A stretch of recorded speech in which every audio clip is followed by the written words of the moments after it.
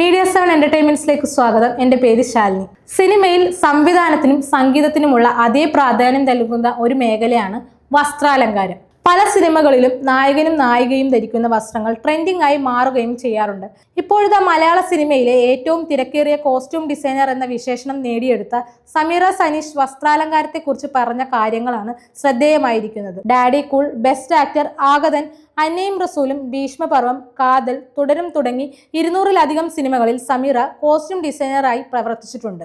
എന്നാലും Premam, Salt and Pepper, Bheeshmaparvam, how old are you, Thattathin Marayathu എന്നീ ചിത്രങ്ങളിലെ നായികമാരും വേഷങ്ങൾ ഇപ്പോഴും മലയാളികളുടെ മനസ്സിൽ നിലനിൽക്കുന്നുണ്ട്. മികച്ച വസ്ത്രാലങ്കാരത്തിന് സമീറ 3 തവണയാണ് സംസ്ഥാന സർക്കാരിന്റെ പുരസ്കാരവും സ്വന്തമാക്കിയിരിക്കുന്നത്.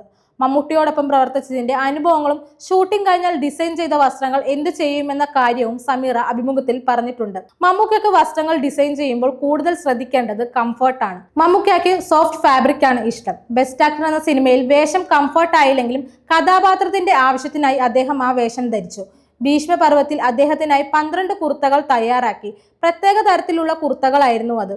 അവ ധരിച്ചപ്പോൾ മമ്മൂക്കയുടെ കൈകൾ ചുവന്ന് പ്രശ്നമായിരുന്നു. പിന്നീട് മറ്റൊരു ഫാബ്രിക് ഉപയോഗിക്കുകയായിരുന്നു. മമ്മൂക്ക സംസ്ഥാന പുരസ്കാരം വാങ്ങാൻ പോയ ദിവസം ധരിച്ചത് ഞാൻ ഡിസൈൻ ചെയ്ത ഷർട്ടായിരുന്നു. അത് എനിക്ക് പുരസ്കാരം കിട്ടിയതിലും വലിയ സന്തോഷമായിരുന്നു എന്നും സമീറ പറയുന്നു.